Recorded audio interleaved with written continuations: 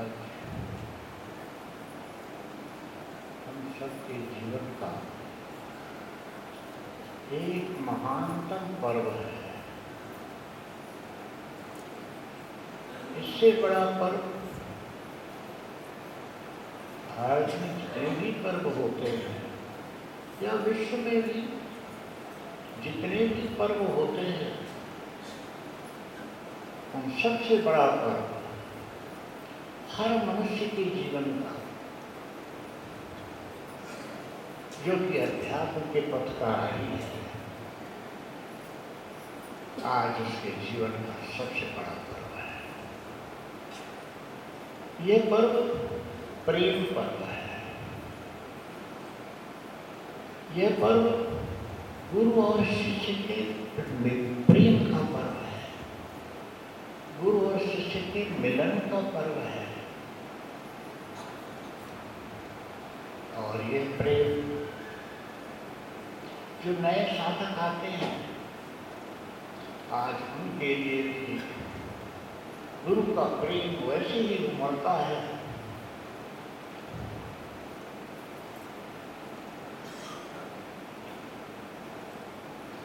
जैसे कई जन्मों का, कई वर्षों का बिछड़ा हुआ पुत्र माँ के सामने आ जाए या पिता के सामने आ जाए। गुरु इस तरह से जो नए साधक हैं प्रेम से अपनाता है,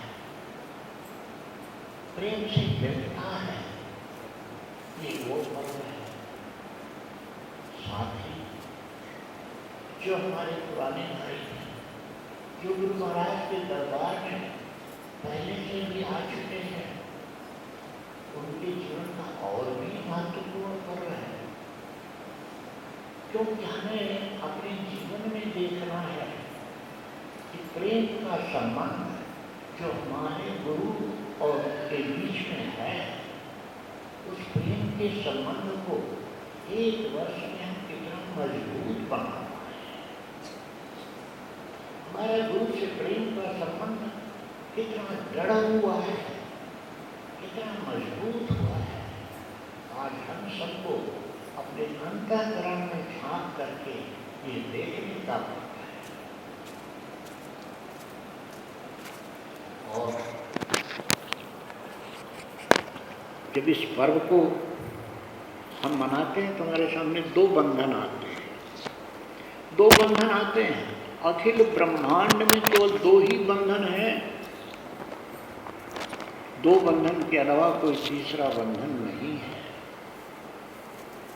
एक बंधन है माया का, मैं और मेरा का, और एक बंधन है प्रेम का, निर्मल निष्काम गुरु से प्रेम का। ये दूसरा बंधन है। अब माया के बंधन या सांसारिक बंधन कह लीजिए, पारिवारिक, सामाजिक, जो भी हैं, जितने भी हैं, ये बड़े ही क्षणिक हैं। ये कुछ ही समय के लिए रहते हैं, ज़्यादा से ज़्यादा 100 वर्ष, बहुत हुआ 125 वर्ष, बहुत हुआ 130 वर्ष। इसके आगे इन बंधनों की पहुंच नहीं है। ये बंधन टूट जाते हैं। ये बंधन क्षणिक हैं। संसार में आप अपने व्यवहार में देखते हैं, अपने परिवार में देखते हैं, अपने पड़ोस में देखते हैं, अपने समाज में देखते हैं कि जितने भी ये संबंध हैं सब क्षणिक हैं, सब टूटने वाले हैं, सब छूटने वाले हैं। और प्रेम का संबंध अखिल ब्रह्मांड में इतना कोई भी कड़ा, मजबूत, दृढ़ बंधन नहीं है जो कि निर्मल प्रेम का होता है, जो गुरु और शिष्य का होता है। इससे मजबूत बंधन विश्व में कोई दूसरा नहीं है। माया का बंधन बांधता है, गुरु से प्रेम का बंधन मुक्त करता है, जीवन का लक्ष्य प्राप्त कराता है, जीवन में आनंद देता है, जीवन में शांति देता है। और यही घर गृहस्थी हमारे लिए स्वर्ग और अपवर्ग से भी ऊंची हो जाती है। यह कैसे होता है? प्रश्न है ये होता कैसे है। कल शायद जो हमने साधना की, आज प्रातः जो साधना की, साधना देखने में बड़ी छोटी सी लगती है, बहुत ही सिंपल है, परंतु उसका प्रभाव न तो ब्रह्मा वर्णन कर सकते हैं, न विष्णु वर्णन कर सकते हैं, न जगत गुरु भगवान शिव वर्णन कर सकते हैं। जिसने गुरु महाराज के सत्संग को समझ लिया उसने ईश्वर को पा लिया। ऐसे मेरे शब्द नहीं है, ये परमात्मा परम भगवत जी के शब्द हैं कि जिन्होंने यहाँ की साधना को समझ लिया, जिन्होंने यहाँ के सत्संग को समझ लिया, उसने जीवन का लक्ष्य प्राप्त कर लिया। अब मोह के बंधन की बात थी, प्रेम के संबंध में हम आगे कुछ चर्चा करें। मोह के बंधन के बारे में एक प्रसंग याद आ रहा है, सच्चा प्रसंग है, सत्य प्रसंग है। सिख धर्म के संस्थापक परम पूज्य हम कहेंगे, परम संत कहेंगे, नानक साहब के जीवन का है और सच्चा सच्चा सच्चा सच्चा ये प्रसंग है। वे एक बार जा रहे थे, कुछ शिष्य साथ थे, एक दुकान थी अनाज की जिसे जनरल स्टोर कह लेते हैं। वहाँ एक बकरा बार बार आता था और जो बोरे लगे रहते ना अनाज के, उस पर मुँह मारता था, खाने की कोशिश करता था, बेचारा भूखा था। लेकिन वहाँ जो दुकान के मालिक थे, बच्चे थे, उस बकरे को मार मार के भगाते थे, हर बार मारते थे, हर बार बकरा भगता था, फिर आता था। नानक साहब को ये दृश्य देख करके हंसी आ रही है। उनके साथ जो शिष्य थे उन्हें आश्चर्य हुआ, अरे संत का जीवन तो इतना कोमल होता है, ये पशु बेचारा मारा जा रहा है और नानक साहब हंस रहे हैं। लेकिन शिष्यों ने कुछ पूछा नहीं, उस समय पूछना उचित नहीं समझा। लेकिन जब शाम को संगत बैठी, उस समय सत्संग को संगत कहते थे, तो एक शिष्य ने पूछ ही लिया कि महाराज आप तो दया निधान हैं, उस पशु पर आपको दया नहीं आई जो पीटा जा रहा था, आप मुस्कुरा के उठे। नानक साहब फिर मुस्कुराए और बोले, ये जो बकरा है इस दुकान का पहले मालिक था, इस दुकान का पहले मालिक था। वो जो बच्चे उसको पीट रहे थे ये सब उसके बच्चे हैं, और ये जो बकरा है अपने पूर्व जन्म में ऐसा था कि बच्चे तो देर से उठते थे, लेकिन ये हो गए थे बूढ़े, लेकिन सवेरे उठते ही दुकान भागते थे, अरे ग्राहक आ रहे हैं। सवेरे से लेकर के रात 10 बजे तक दुकान में बैठते थे और जो भी कमाई होती थी बच्चों को देते थे। दुकान ही उनके लिए सर्वस्व था। अगर दुकान खुलने में 10 मिनट की देर हुई तो अशांत हो जाते थे और उनकी मृत्यु हुई। लेकिन उस दुकान से चूंकि उनका गहरा लगाव था, मोह था, जिस बंधन के भी हम बात कर रहे थे ना, मोह का बंधन उस दुकान से था, उस बिजनेस से था, उस प्रॉफिट से था जो कमा करके देते ही बच्चों के थे। बूढ़े बाबा अपने लिए नहीं रखते थे, बच्चों को ही देते थे। लेकिन मृत्यु को प्राप्त हुए, क्योंकि उनका संबंध इस परिवार से, इस दुकान से ज़्यादा था, इसलिए वो दूसरे जन्म में बकरा बने। और वो बकरा की हालत आप लोगों ने देखी ही कि दुकान में आता है, जिन बच्चों के लिए वो कमा कमा करके देता था, वही बच्चे उसे डंडे से मार मार के भगाते हैं। ये है मोह की महिमा। इसलिए हम कहते हैं मोह बंधन का कारण होता है। आज कोई पिता है, कल वो पुत्र बन सकता है, आज पुत्र है, कल वो कुछ बन सकता है अगले जन्म में। इसलिए मोह का बंधन बहुत क्षणिक है। संसार में देखते, परिवार में देखते, मोह का बंधन टूटते कितनी देर लगता है। अब दूसरा बंधन है प्रेम का। हमने कहा था कि हमारा प्रेम का बंधन कितना मजबूत हुआ। जब हृदय में झांक कर देखते हैं तो मजबूत करने की बात तो आगे की है, लेकिन वो प्रेम जो गुरु महाराज ने दिया था उसे भी हम मेंटेन नहीं कर पाए, उसे हम स्थायी स्वरूप नहीं दे पाए। अब हमारे सामने प्रश्न ये है कि हम प्रेम बढ़ाएं कैसे, गुरु से हमारा प्रेम बढ़े कैसे। उधर है मोह घटे कैसे, इधर है प्रेम बढ़े कैसे। हम गुरु को अपना कहते हैं, हमारे गुरु महाराज,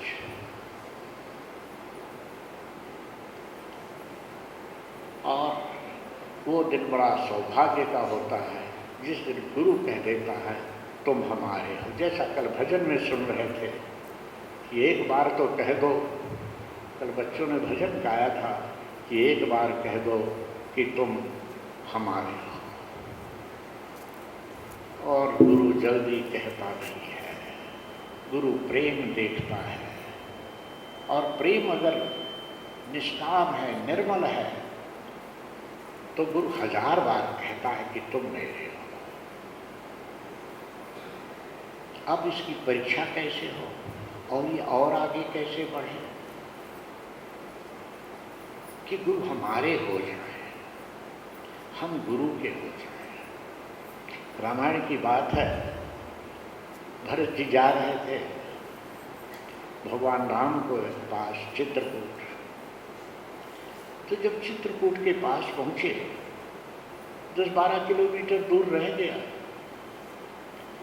तो भक्त का हृदय, प्रेमी का हृदय, जो सच्चे प्रेमी हैं, उनका हृदय तरह तरह की कल्पना करता है। भरत जी के मन में आया, अरे मेरा जन्म तो कुमाता से हुआ है, और सारे अनर्थ जो हुए हैं, पिता मरण, प्रभु का वनगमन, उस सब की मूल जड़ मैं ही हूँ, सारे अनर्थ का कारण मैं ही हूँ। कहीं चित्रकूट में प्रभु राम को ये पता चल जाए कि वो भरत आ रहा है, वो भरत आ रहा है, तो कहीं प्रभु चित्रकूट छोड़ करके और कहीं घने जंगल में न चले जाए।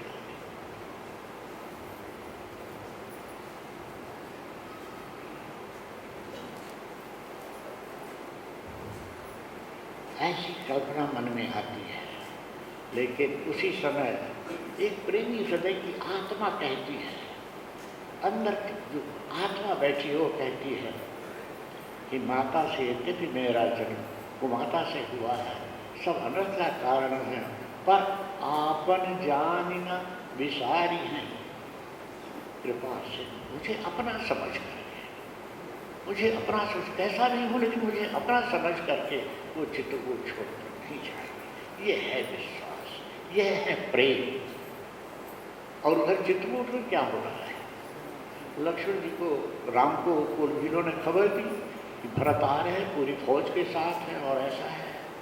लक्ष्मण जी को बड़ा क्रोध आया, क्या क्या आया वो आप सब जानते हैं कि आज तो मैं हर चीज़ का बदला ले लूँगा और भरत को समर्पण में सिखाऊंगा, शिक्षा दूंगा।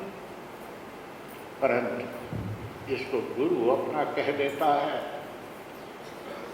लक्ष्मण जी कह रहे हैं उन्हें राज्य पाने का घमंड हो गया है, अयोध्या के सिंहासन का घमंड हो गया है, राजमद हो गया है, पर वो परमात्मा, वो गुरु कहता है हरत ही होई न राजमद, विधि हरिहर पद पाई, कबहू की कांजी सीकरणी, क्षीर सिंधु बिरसाई।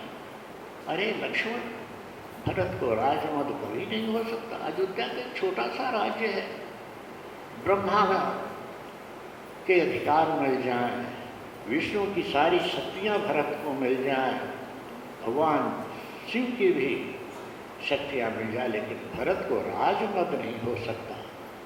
ये है विश्वास। हमें गुरु का ऐसा विश्वासी बनना है। कैसे बनना है? केवल प्रेम से। एक ही रास्ता है, प्रेम का रास्ता। और आगे आप जानते हैं कि चित्रकूट में क्या। अब और भी ये प्रेम हमारा और गहरा है। कैसे हम और गहरा विश्वास पैदा करें?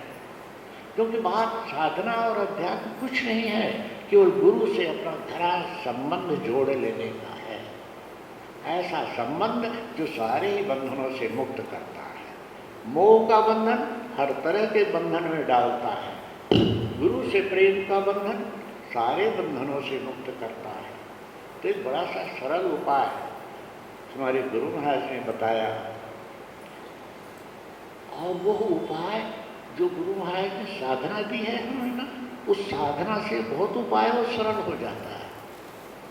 गुरु महाराज की जो साधना बताई, साधना कल और आज प्रातः हमने की, ये साधना देखने में बड़ी सरल है, लेकिन आज भी हमें आश्चर्य होता है कि साधना का प्रभाव कितना है, कितनी सरल और कितनी महान।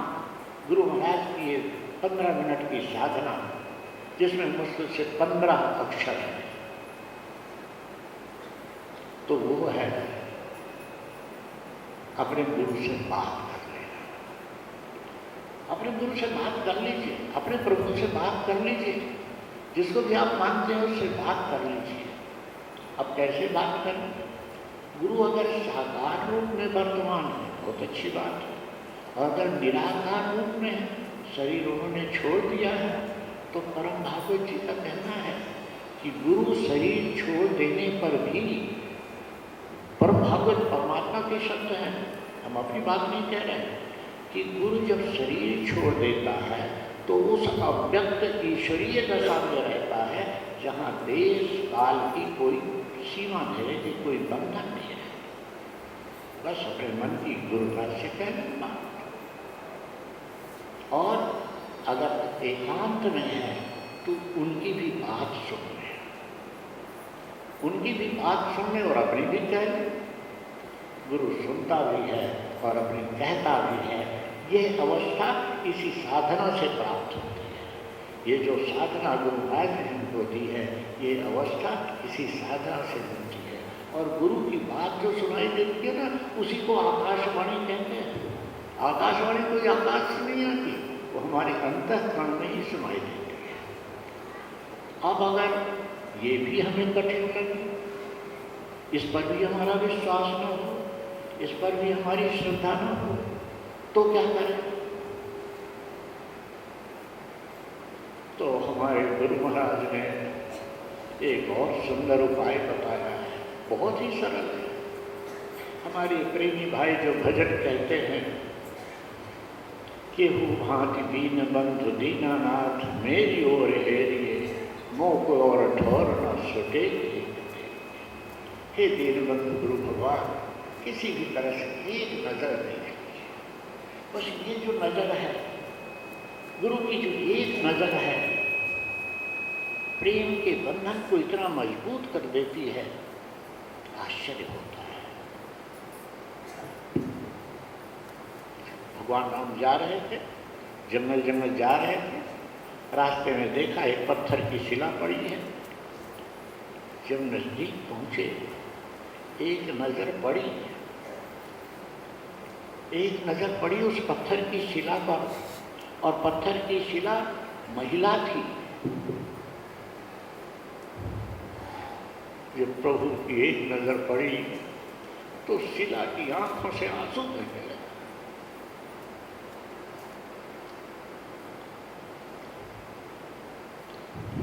प्रभु ने देखा वो शिला रो रही है, क्योंकि गौतम ऋषि ने श्राप दिया था मरने का नहीं, पत्थर हो जाने का श्राप दिया था।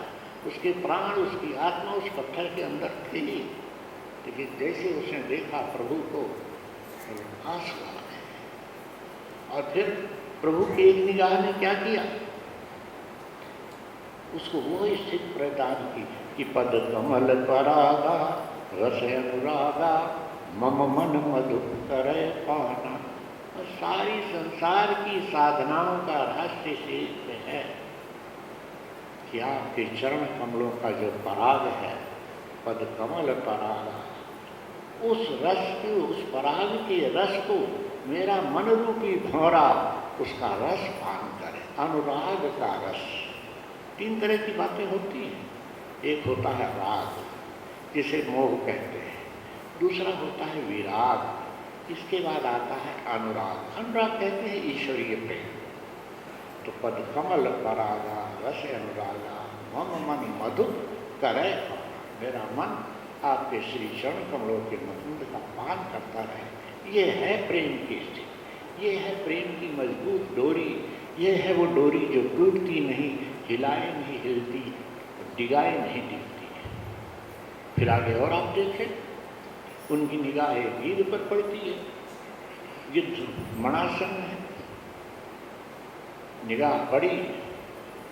परमात्मा को कहना पड़ा कि देव काह तुम पूर्ण कामा, अरे तुम्हारे तो कोई इच्छा ही नहीं है, तुम स्वर्ग नहीं चाहते, अपवर्ग नहीं चाहते, वैकुंठ नहीं चाहते, मुक्ति नहीं चाहते, मैं तुम्हें क्या दूं? ये है एक नजर का असर। और क्या कहा कि तुम अपना स्वरूप दे करके जाओ मम धाम, अपने धाम भेज दिया। उन्होंने अपना शाश्वत स्वरूप दे करके उसको, तो जो ये तुम्हारे मन में कोई कामना नहीं है, कोई वासना नहीं है, कोई इच्छा नहीं है, ये भी इसी साधना से आती है। यह भी यह स्थिति है, यह साधना की स्थिति है जो इसी 15 मिनट की साधना से हर साधक के जीवन में आ सकती है, बशर्ते कि प्रेम की डोर जुड़ी है। आगे फिर एक और उनकी दृष्टि पड़ती है, वो तारा है, पति की लाश सामने पड़ी है, तारा विकल देख रघुराया। एक निगाह देखा तो उस निगाह ने दो काम किए, दीन ज्ञान हर लीन ही माया। परमात्मा की एक निगाह ने दो काम एक साथ किए, दीन ज्ञान, ज्ञान दिया, कोई शब्द से ज्ञान नहीं दिया, विवेक दृष्टि खोल दी। इस साधना से वो विवेक दृष्टि जो प्रभु ने ज्ञान दिया वहाँ, वो यहाँ विज्ञान वेदांत की भाषा में अगर बात करें तो मनोमय कोश जब साधक कार्य करता है तो विज्ञान में कोश की निचली अवस्था में विवेक के नेत्र खुलते हैं, तो ज्ञान स्वतः आ जाता है। लीन ज्ञान हर लीन ही माया, जो पति के शरीर से मोह था, वही जिस मोह के बंधन की पहले हमने बात की थी, हर लिया, दूर कर दिया। फिर एक निगाह और पड़ती है जो बार बार पड़ती है, रामायण में ही आया है, आप सबने पढ़ा होगा। वो बंदर पर निगाह, बार बार देखते हैं उसको, हनुमान जी को, और उस निगाह ने क्या कर दिया आप सब जानते हैं। हनुमान जी का शरीर तो बंदर का ही रहा, परंतु उनके रोम रोम में राम बस गए। यह उस एक निगाह का कमाल था प्रभु की। और इस निगाह का कमाल क्यों लिखा ही नहीं, आप जानते हैं रामायण में प्रभु राम ने शंकर जी की पूजा की लंका पर चढ़ाई करने के पहले। रामेश्वरम में मंदिर आज भी है। वही जब भगवान वहाँ शंकर जी की पूजा कर रहे हैं, लेकिन जब यहाँ राज्याभिषेक हुआ भगवान का, तो देवता आए, स्वागत विनती करके चले गए, वेद आए, वेद स्वागत करके चले गए। भगवान शिव भी आए, परमात्मा श्री राम सिंहासन पर बैठे हैं और शिव जी विनती करते हैं, महिपाल बिलोकी दीन जनम। महिपाल राजाओं के राजा, महिपाल कहते हैं राजा को, बिलोकी मतलब देखिए दीन जनम, मुझ दीन की तरफ भी एक बार देख लीजिए। ये है एक नज़र का कमाल जिसके भिखारी भगवान शिव भी बनते हैं, जो कि प्रभु राम के पूज्य भी हैं। अब ऐसी अवस्था में अहंकार कहाँ आएगा? उन्हें ये अहंकार नहीं कि इन्होंने मेरी पूजा की है, वो तो बोलते मैं दीन हूँ। और नारद जैसा भक्त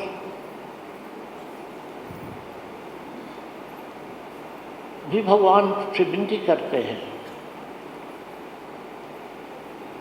कि भगवान शिव ने तो कहा कि महिपाल बिलोकी दीन जन। नारद जी विनती करते हैं कि हे कमल लोचन, बस एक बार बिलोकिए, देखिए, एक बार मेरी तरफ भी देख लीजिए। रामायण में आपने पढ़ा। और तो जाने दीजिए, पुरानी बातें हैं। इसी युग में माँ मीरा भगवान सामने के सामने, जिसने राजपाट सब छोड़ दिया था, हाथ जोड़े खड़ी है, जैसे कि ये भक्त जो प्रेम भजन कहते हैं, पलक उघारो दीनानाथ। वो माँ इसी युग में, अभी कुछ ही ज़्यादा समय नहीं बीता, भगवान से विनती करती है कि पलक उघारो दीनानाथ। पलक उघारो मतलब एक बार दया, एक निगाह डाल दीजिए। माँ मीरा की तो अभी की बात, तुलसीदास जी के ऊपर एक संत की निगाह पड़ गई।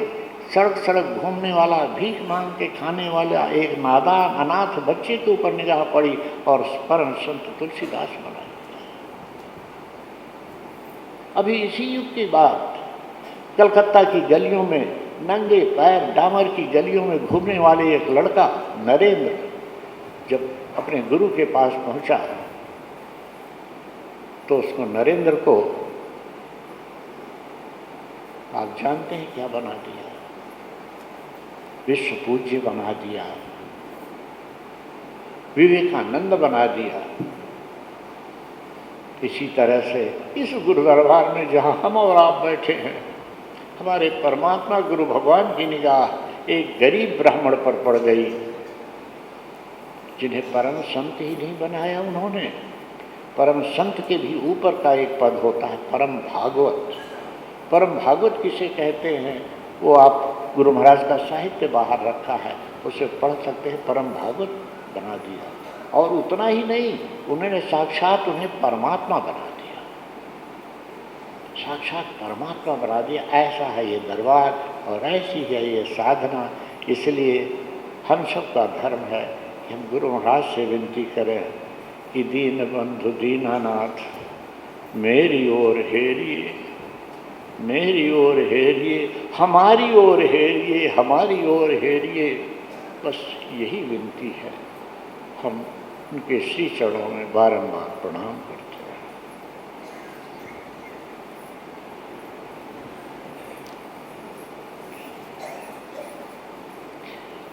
अब आइए वो साधना कर ली जाए जो इन सारी अवस्थाओं का इसी जीवन में, इसी घर गृहस्थी की खटपट में अनुभूति कराती है। अनुभव नहीं, अनुभव तो शब्दों से कहा जा सकता है, अनुभूति कराती है। तो साधना सभी भाइयों को पता है, लेकिन अगर कोई नए भाई आए हैं तो हम निवेदन किए देते हैं